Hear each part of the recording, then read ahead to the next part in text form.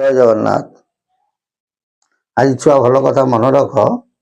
आज आलोचना करवा 21 दिन हेब नई बड़ी केते दिन 21 दिन तमर मन थी सब छुआ छुआ हो 1999 मसीह रज बेले गोटे 14 दिन नई बड़ी बुझी गोटे 14 दिन वर्षा बढ़ी पुणी महापुरुष कर गोटे हम 21 दिन नई बड़ी सी 21 दिन कौन हम जानी ना नई बड़ी मंचेश्वरगिरी जले बुड़ी जीव 14 नाश जीव माने पानीर सोपान केते हम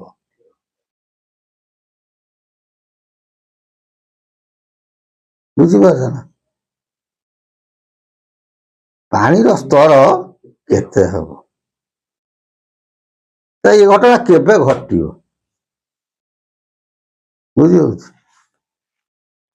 गोटा कहते हीराकुद उछुड़ भावुँ हीराकुद उछुड़े भी सी बुड़न कि 21 दिन जो बढ़ी से समय कौन हम बुड़ जलर स्तर केते ही जाए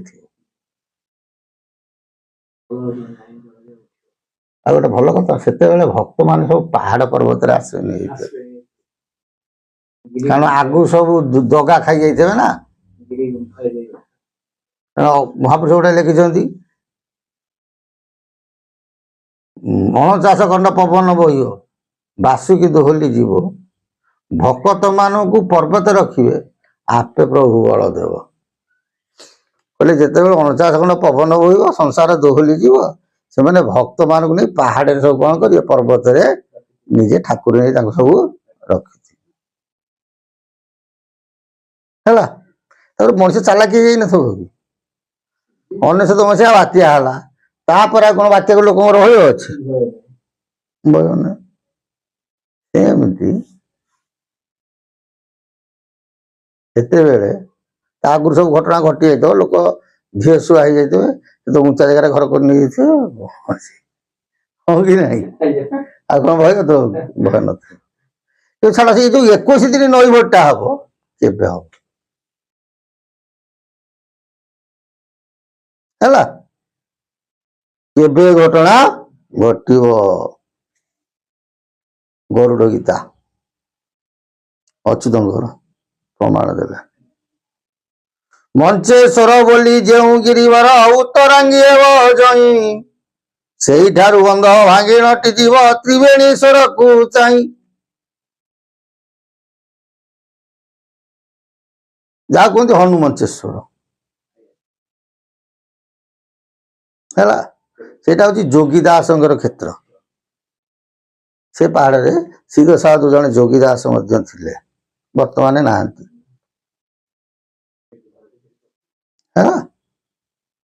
राम अवतार लीला किसी कौटी हनुमंचेश्वर जहाँ कहते बुझीपार ना बोले मंचेश्वर बोली जो गिरिवर उत्तरांगी हेब जही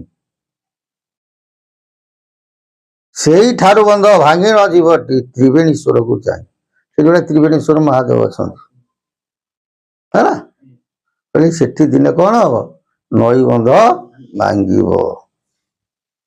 नई बढ़ी हेब सेठारे गरुड़ त्रिवेणी धार होइब महानदी जे धार फिटी जीव कुशभद्रा नाम हेब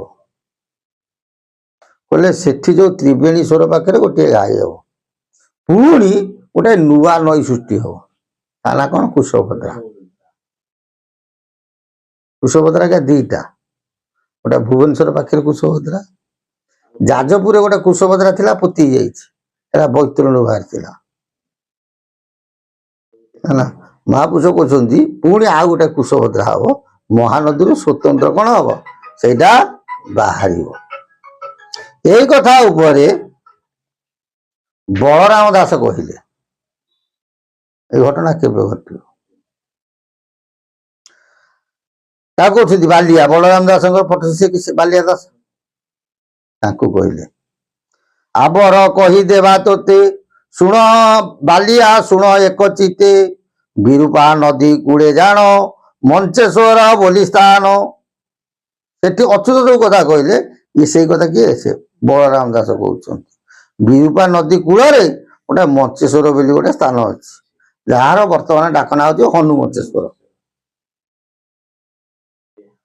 ସିଦ୍ଧ ବଟ ସେହୁ ଯେହୁ ବୋଲାଇ ମରିଚି ଗଛ ଅଛି ତ କହିଲେ ହେ ରାମ ବାଲିଆ ସେଠି ଗୋଟେ ସିଦ୍ଧ ବଟ ଅଛି ଆଉ ଗୋଟେ ମରିଚି ଗଛ ଅଛି, ସେ ସ୍ଥାନେ ବହୁତ ମହିମା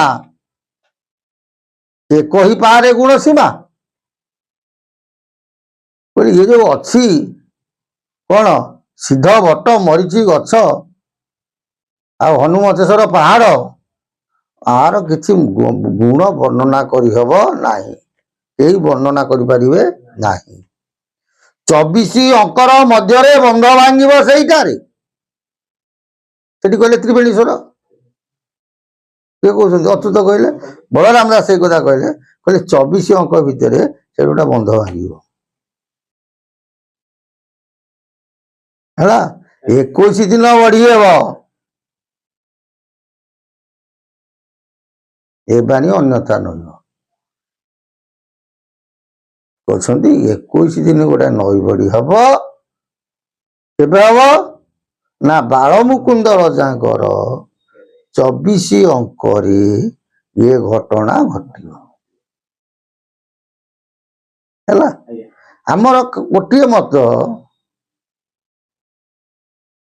ପଞ୍ଚସଖାଙ୍କର ଗୋଟିଏ ଭାବ। ଜଣେ ମହାସଖା ପ୍ରଶ୍ନ ପଚାରିଲେ ଆଉ ଜଣେ ମହାସଖା ଦେଖିବ ତାକୁ ସମାଧାନ କରୁଛନ୍ତି, ସମସ୍ତଙ୍କର ଭାବ ହଉଛି ଗୋଟିଏ। ସେଥିପାଇଁ କୁହନ୍ତି ପଞ୍ଚସଖାଙ୍କର ଏକଇ ମତ ଏହାକୁ ଜାଣନ୍ତି ଜ୍ଞାନୀ ପଣ୍ଡିତ। କାହିଁକି ତାଙ୍କ ଦେହରେ ପ୍ରଭୁ ଖେଳନ୍ତି, ପ୍ରଭୁ ଗୋଟିଏ ହେଲା, ତେଣୁ ପ୍ରଭୁ ଗୋଟିଏ ଆ ଦେହରେ ଖେଳିଲେ ତା ଦେହରେ ଖେଳିଲେ ତା ଦେହରେ ଖେଳିଲେ ତା ଦେହରେ ଖେଳିଲେ ତ ସେ ଗୋଟିଏ କଥା ହଉଛି ଆଉ ଦିଟା କଥା ଆସିବ କୋଉଠୁ? ଶରୀର ସିନା 5ଟା କିନ୍ତୁ ପ୍ରଭୁ ଗୋଟିଏ। ପ୍ରଭୁ ତାଙ୍କ ଅଙ୍ଗରେ ବସିକି କଣ କରୁଛନ୍ତି? ଲୀଳା କରୁଛନ୍ତି ନା। ସେଥିପାଇଁ କୁହନ୍ତି ପଞ୍ଚସଖାଙ୍କର ଏକଇ ମତ ଏହାକୁ ଜାଣନ୍ତି ଜ୍ଞାନୀ ପଣ୍ଡିତ। ଜୟ ଜଗନ୍ନାଥ। ସେ ବଳରାମ ଦାସଙ୍କ ସଦିଚ୍ଛା ପୂର୍ଣ୍ଣ ହଉ, ଅଚ୍ୟୁତଙ୍କ ସଦିଚ୍ଛା ପୂର୍ଣ୍ଣ ହଉ। ବୋଲାନନ୍ଦେ କବା ହରି।